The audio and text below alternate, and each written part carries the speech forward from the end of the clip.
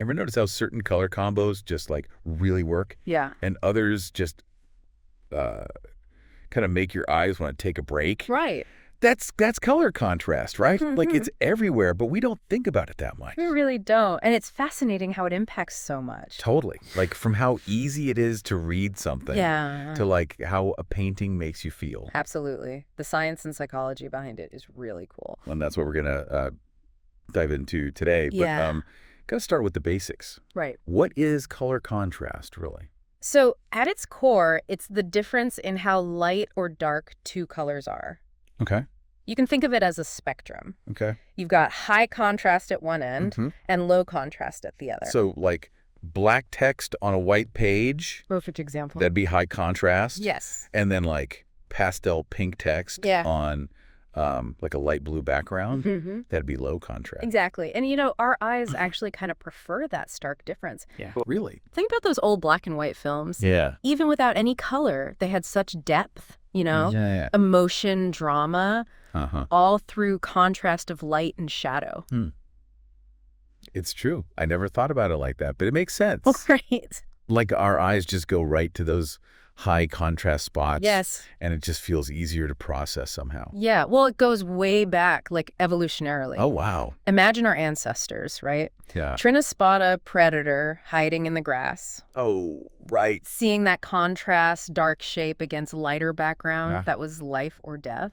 Wow. So it's not just like making things look nice. It's built in. It is. Yeah. Deeply ingrained in our biology for survival. And it still affects how we see the world today. Absolutely. Even something as basic as like reading on a screen. Exactly. Wild. But what's actually happening in our eyes? Like when we see contrast? Okay, so we've got these specialized cells in our eyes Yeah. called cones and rods. Mhm. Cones, those are all about color vision. So like rainbows and sunsets and stuff. That's them. Rods, though, Yeah. they're more about brightness. Okay. They're key for contrast, especially when it's dim. So like when it's getting dark and everything's kind of gray, Yeah. that's our rods kicking in. You got it. And here's something really cool. Yeah. Our eyes are most sensitive to the contrast between black and white. Oh, interesting. That's why black text on white is like the gold standard for reading. Right. Makes total sense. Our rods are going full blast. It's easy to process. Like our visual system's just like, yeah, that's clear. I like this. Exactly. But then why do some color combos strain our eyes? Even if they're both like technically bright? Well, that's where cones and rods get tricky. Oh. See, as we move away from black and white Yeah. and into more subtle contrasts, our eyes got to work harder. Okay. Those pastels you mentioned before, Uh-huh. they have a lower contrast ratio. Yep. The difference in brightness between them is smaller. So our cones and rods are like, wait, what? Focus.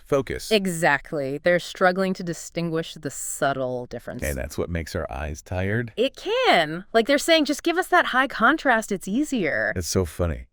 So designers, they got to be really mindful of this then. Big time. Yeah. Whether it's a website, a magazine, whatever, Yeah. color contrast is crucial. Okay, but how does it actually work? Like how does contrast guide our attention? Let's say you're on a website, right? Okay. And there's a button they want you to click. Uh-huh. To make it stand out, they'll give it high contrast. So like a bright red button on a white background. Exactly. Our eyes are drawn right to it. Like, hey, look at me. I'm important. I love that.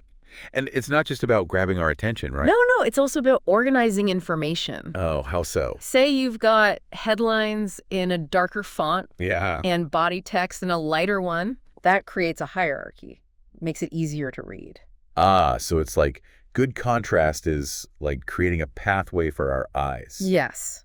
It's about clear communication. And especially important for accessibility, right? Huge. For folks with like low vision or color blindness, good contrast is essential. Like trying to read light gray text on a white background. Yeah.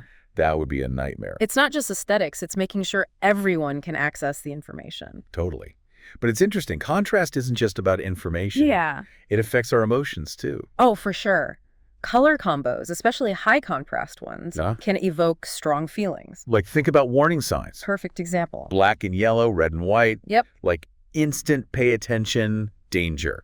Our brains are wired to associate those colors with urgency. It's so cool how that works. So are designers kind of tapping into that? Absolutely. They use it in logos, branding, movie posters. Right, right. Color theory suggests different color combos trigger different emotions. So high contrast is, like, intense, urgent. It can be. Aggressive even. Huh. But also exciting, dynamic, hence sports branding, action movies. That makes sense. And then low contrast, like soft blues and greens. Yeah. Those feel more calm, relaxing. Precisely. Spas, wellness brands, they use those a lot. It make you feel peaceful. Exactly. It's all about the psychology of color. It's like a secret language.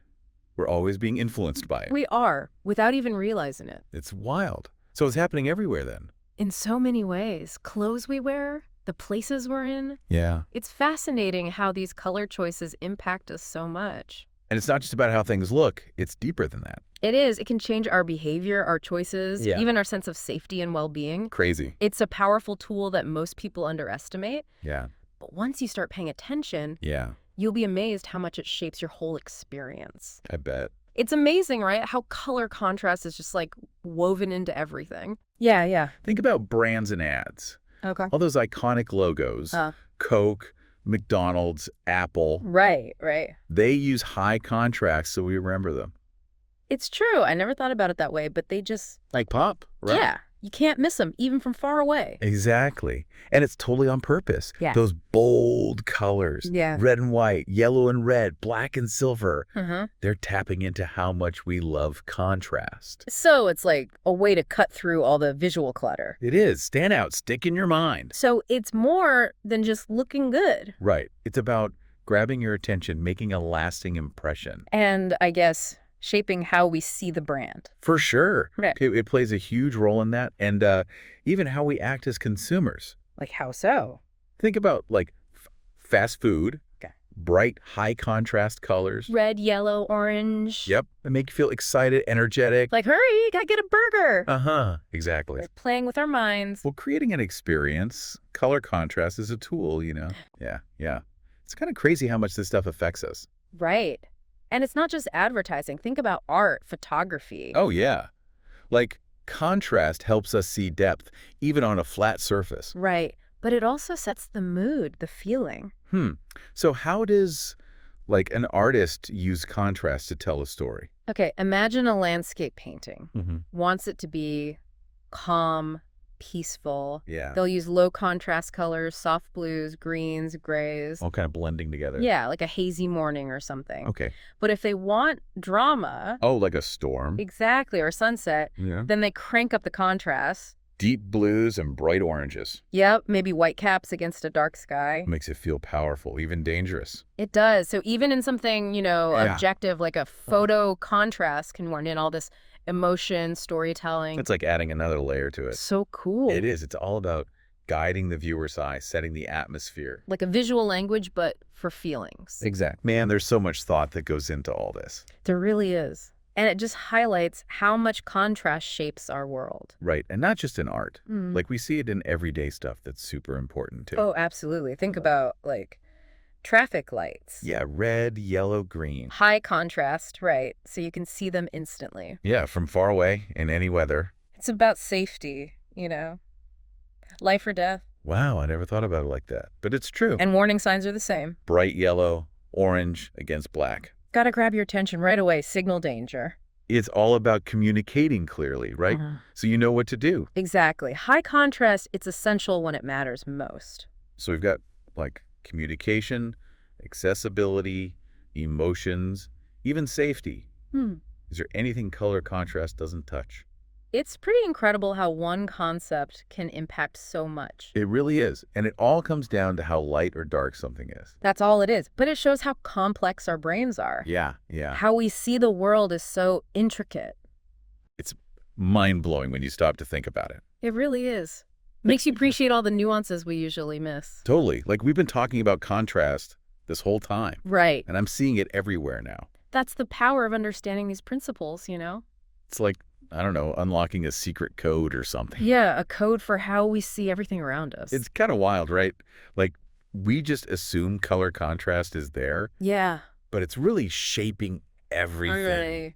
in ways we don't even think about. It really is. Our moods, decisions, even how safe we feel. So for our listeners, what's the big takeaway here? I think the biggest thing is just to notice it more. Okay. Start paying attention to contrast wherever you go. Yeah. In design, art, nature, even just daily life. Like, be more aware of it. Exactly. Ask yourself, what's it communicating? How's it making me feel? It's like turning on a new sense, almost. It is. You suddenly see these cues and messages you never noticed before. Right. They were always there. But now it's like, whoa, look at that. And once you see it, you can't unsee it. Yeah, I bet. So maybe some of our listeners will start using contrast better now that they're thinking about it. I hope so. It's a powerful tool, for designers, photographers, anyone really. Right, right. If you want to make things look good and be effective, understanding contrast is key. Like a secret weapon. Exactly. Guide attention, evoke emotion, communicate better. This has been awesome. I feel like I've learned so much about, a basic thing. Me too. It's cool how something so simple can have so much depth. It really is. Yeah. Well, I guess that about wraps up our look at color contrast. Yeah, I think we covered a lot of ground. We did. Thanks for joining us, everyone, on this colorful journey. Yeah. Hopefully you've got some new insights. Yeah. Maybe even some inspiration to, see the world a bit differently. And remember, next time you see a cool color combo, take a second to think about, the science behind it. The art, the messages it might be sending. There's more to it than we realize. Absolutely. More than meets the eye. Well said. Until next time, everyone, keep exploring, keep asking questions, and keep your eyes open to all the amazing things out there. To the wonders of the visual world. Exactly.